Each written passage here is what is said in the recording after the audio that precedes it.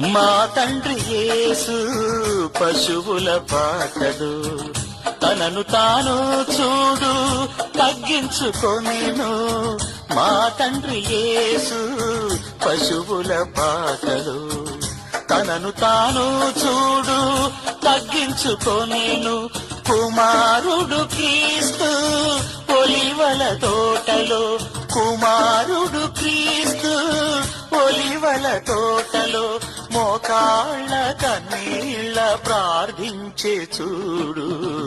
మా ఇంటి పేరు పశువుల పాట, పక్కింటి పేరు ఒలివల తోట, ఎదురింటి పేరు కల్వరి కొండ, మావాడ పేరు సియోను కోట.